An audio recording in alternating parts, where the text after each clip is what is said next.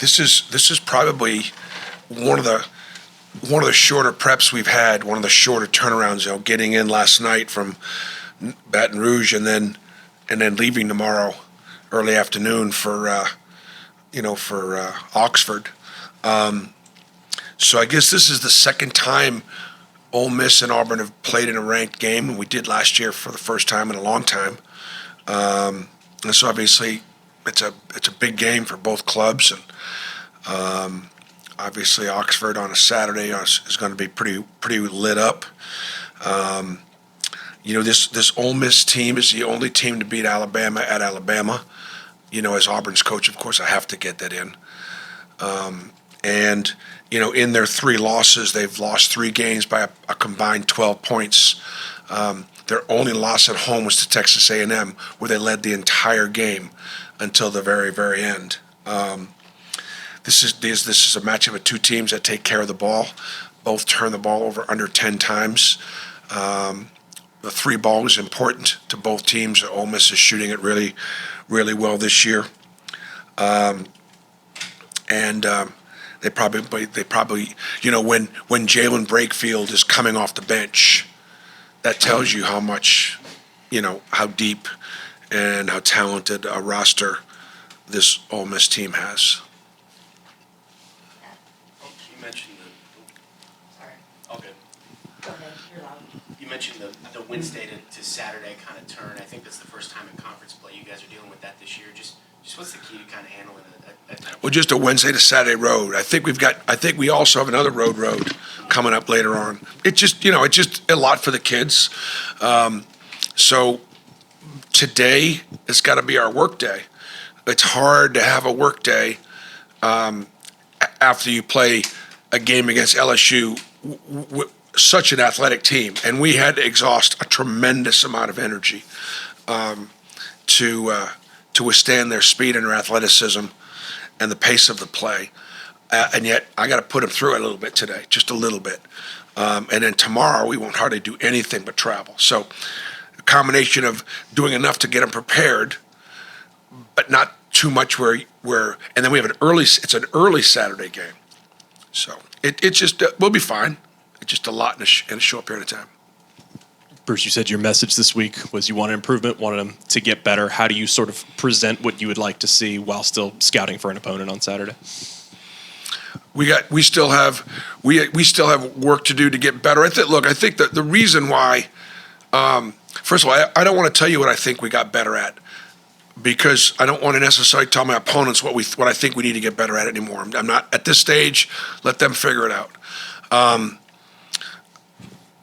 I think we did get better at a few things. I do. I think that my point to the team is, while I was really pleased with a real workmanlike effort, and clearly did not take LSU lightly and respected our opponent once again, we have to play better in certain areas, or we're going to lose, and it will be of our own doing. In the sense that when we get beat, I want to get beat because somebody just is so outstanding, made so many shots, made so many tough plays, and in addition, we did all the things that we really can do and capable of doing and get beat. And so, while I saw there were some improvements. And again, for me, that's the upside of this team, that there is plenty of upside. Bruce, what does it say about Chad? He's been struggling with his shot, but he's kind of finding ways to impact the game positively. Like yesterday, he set a career high in assists with 7. What does it kind of say about him? I'm surprised at his career high of 7 assists. I kind of look at every game as Chad having between 5 or 6 assists every game. Sort of used to that. But you know what, Chad Baker is a lot like a lot of our players. They just find ways. They just care about winning, and they find ways to win. We recognize that that Janai Broom has to score for us to be effective and rebound, but it could mean blocking shots in order to win. Or, we know that we rely on Miles to stretch the defense and be such an incredible threat from 3 and anywhere on the floor. But yet it could be his defense or his defensive rebounding. And I mentioned this in a tweet yesterday. It's just like I do leave the game going, man, I wish I could do more for Denver. more for Miles, or, Cheney really deserves a couple more shots, or, and then and so therefore what I want our guys to do is take advantage of the shots they're getting, right? Because they're playing with other good players, and Chad's a good example. Chad just wants to win. Bruce, Janai did not have an assist against LSU. Was that them sort of trying to take away that inside-out game from you guys, or just him maybe getting back in the groove of things, or his teammates too? I think generally speaking, when you go, like for example, when you go into a scout and Janai hears these words, they're going to play you one-on-one in the post. You got to be careful when you say that to him, because he will take you at your word. And nobody's going to play him one-on-one in the post. Do they have a double program? Do they have a rotation? No. LSU doesn't really double and rotate. They don't. Will they dig? Well, yeah. And so there were several times where he got double teamed where he could have kicked it out. And when you play against a team that he knows is going to double the post, then he'll go into the game sort of understanding that and looking for it. We've got to do a better job of making that adjustment so I can stop teasing him about having triple doubles. Hey, you brought some really good teams to Ole Miss in the last few years and had some trouble over there. What makes it tough over there? Well, I mean, what's made it tough is they're good. They're good and they're well coached, and they got dudes. Like, these guys have really invested in the NIL now.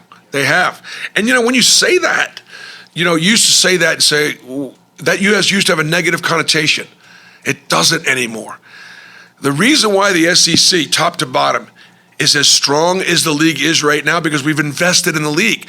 Coaches, facilities, the SEC network, and NIL budgets, top to bottom. We have some people in the middle and the bottom of our league that have as good NIL budgets or better NIL budgets than some of the people at the top of the league, which is a compliment to the league, that the league and these programs are invested in their programs and their student athletes.